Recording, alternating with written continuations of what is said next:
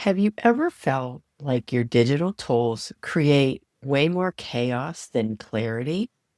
Today, I'm giving you a behind the scenes walkthrough of my Notion dashboard to show you how it looks and share how I intentionally designed it to work for me. This isn't about a bloated workspace packed with bells and whistles. It's a result of a lot of reflection, hard work to minimize, streamline, and thoughtfully build a system that keeps me focused and on task without creating a lot more digital noise.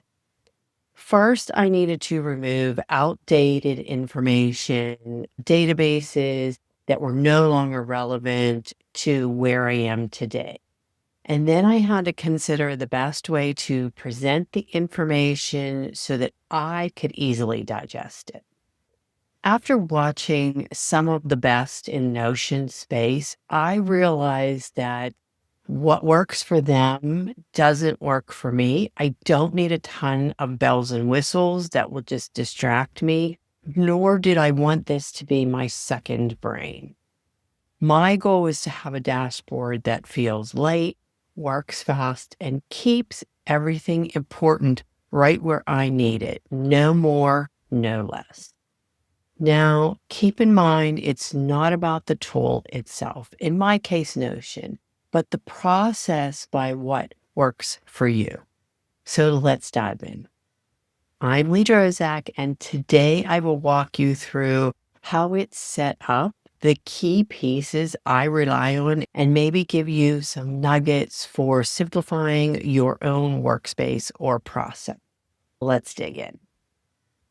Here we are at the Navigator dashboard, my minimalized Notion dashboard that kind of helps me just to get through the tasks of the day or what I'm working on for the day. You'll notice that there's a lot of white space. It's very clean, and that's the way that I've designed it because for me, when I have a bunch of stuff or clutter, it just doesn't work for me. So here we are at the very top is the current thoughts. I added a section for current thoughts.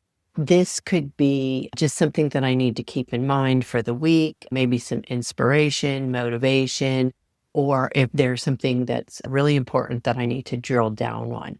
So you'll see here that for my current thoughts right now, it's that video bank is the key piece to making me move forward. And that just means that I'm trying to build a YouTube channel to help supplement the navigator. I need to really focus on that and to remember that you need to put that stuff out there, words and all.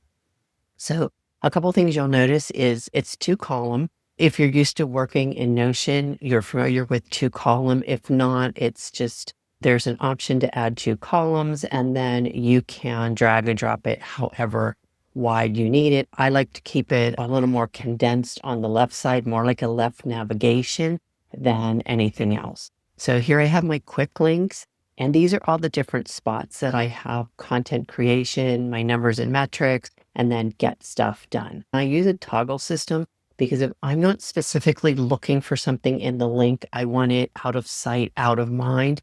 And with the toggle, it allows me to do that.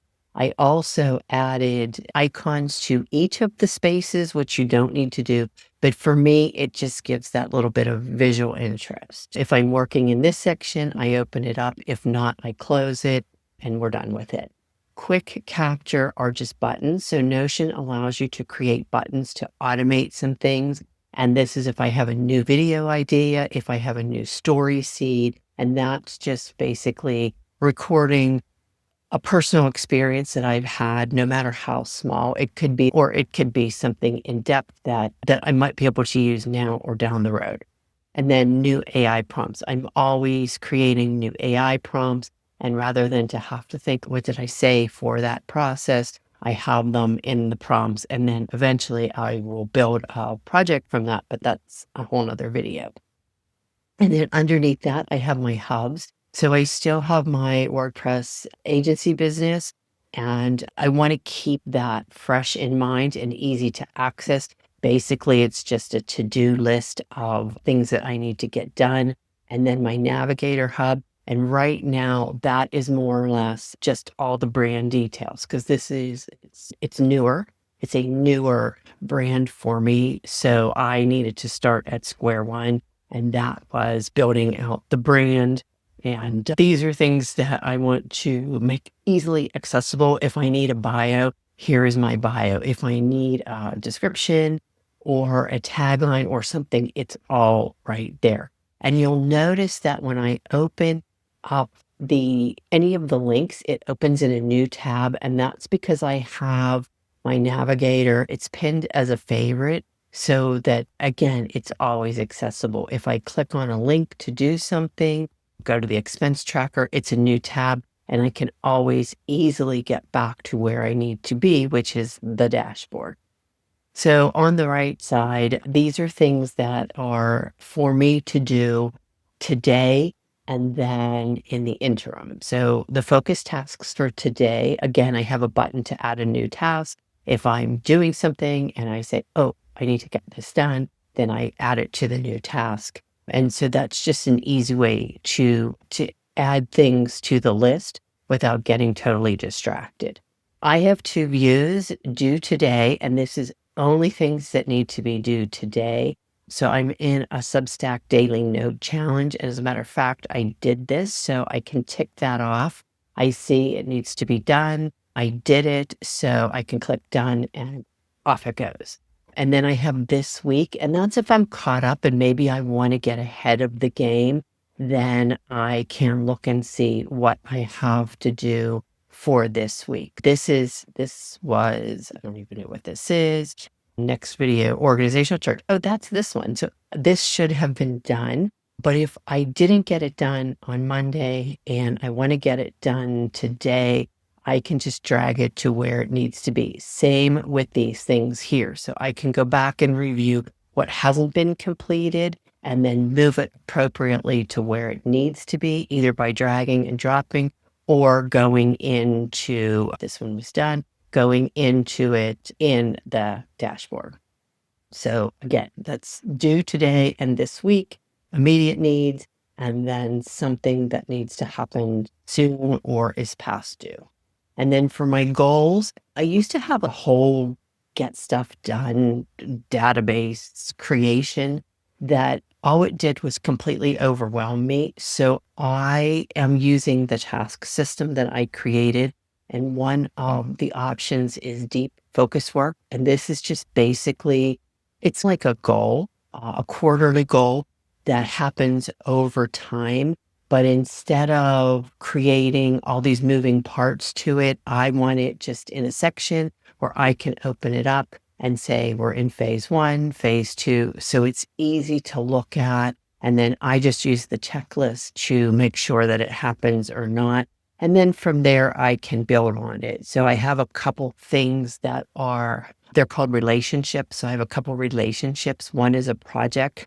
If part of this or any of this becomes a little more in depth, I can add it to a project and then that links it to wherever it needs to go. So the space that it needs. And then Creative Package, it's a database for my content creation that has multiple steps of creation: ideation, research, outline, draft and edit, publish, etc. And so what it allows me to do is, so the next one is keep posting 2 videos per week, right? So I might do 2 creative packages or 4 creative packages that I know that's part of this goal here or the deep work here, but it also will allow me to individualize it as far as a task. And then finally, the other part that I have are my subscriptions due. I review all of the subscriptions or tools and resources that I output money to on a weekly or monthly basis.